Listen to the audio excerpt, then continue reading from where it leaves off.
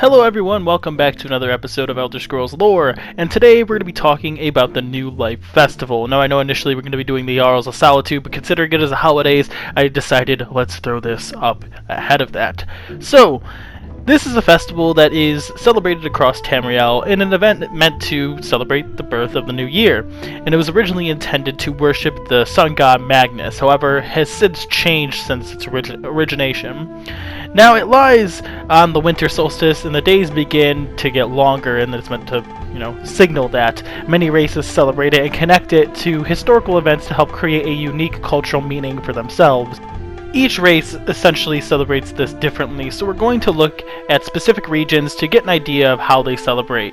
And we're going to start with the Imperials. So in the Third Era, the reigning emperor would give a new life address, and essentially the city-states and the cities in Cyrodiil would then give out free ale for all those who want to come into any tavern. And this began a tradition of festivities, partying, drinking, feasting that would go on across all of Cyrodiil. The Dunmer of Ebonheart celebrate the new life in an act of defiance, and essentially this was the scene of dirty dancing. Essentially, dancing was outlawed, and then they created a new dance and invented a new one called the Lava Foot Stomp, essentially mimicking that of having your boot on fire, and has now become kind of a necessity during the New Life Festival, and it stuck, it's become tradition. The Bretons also have a holiday that's celebrated around the same time called Saturnalia, and it takes place on the 25th of Evening Star in Wayrest, and originally was to worship and honor the god of debauchery there. Traditionally, gift-giving, parades, and parties are all common, and visitors are welcomed and even encouraged to participate. And here, this is where we see things that are more traditionally related to Christmas. Evergreen trees are decorated, obviously we have gift-giving, and we get that sort of unique culturalness to at least that of High Rock when we come to Alclair Castle. And it was after a bloody war, a tradition called the Castle Charm Challenge appeared, where participants were to entertain the castle inhabitants with a daring performance. And this was essentially to give the survivors of the war a chance to heal and to have some sort of laughter and enjoyment in their lives after the bloody civil war. And that's obviously unique to that of High Rock. It could be different elsewhere. The Bosmer practice the Mudball Merriment, which is seen in Orudon after immigrants from, obviously, Valenwood showed the locals of Skywatch a game where they have essentially a mudball fight.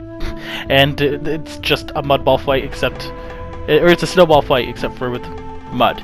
So then we get the Red Guards of Bergama, and they partake in a signal fire sprint, which was a race to light several signal fires and beacons across the city to honor Zorch the Tenacious, who defended the city against marauders during a time of plague. And he himself was also sick, and he defended the city against the marauders, and would die actually later that day. So then we get the Orcs of Betnik, who constantly party known as the Stone Tooth Bash, and they feast all day long, and obviously it's expected just to go nuts during this whole time. There's not a point in time where they stop partying. The Altmer partake in an act of charity, which kind of shocked me, known as the War Orphans Sojourn, where people travel to a temple in Grotwood to donate what they can, and that is their gold, their time, objects, anything really. It just matters that you just go and partake in this event, and that's essentially what they do.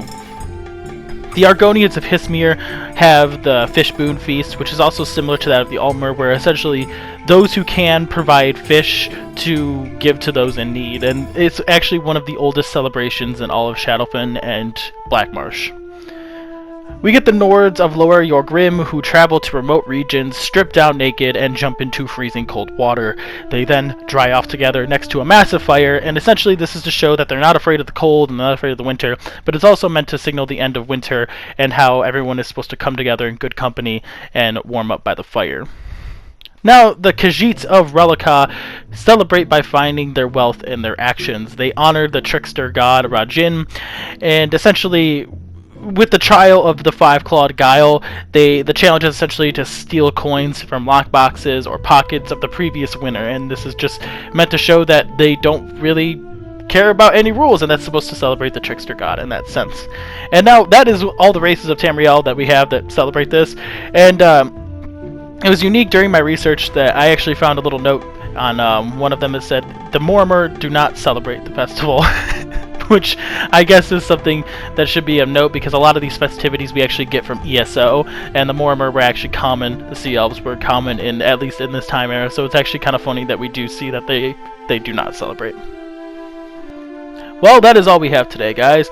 So I decided just, we get a little bit of festivities going on here, and I hope you all enjoyed, and I hope to see you all in the Discord chat. The link will be in the description below, as well as we have a new end screen now, so feel free to check that out. It's probably still too loud, but I don't have to tone it down 50% to make it somewhat more, easier to listen to.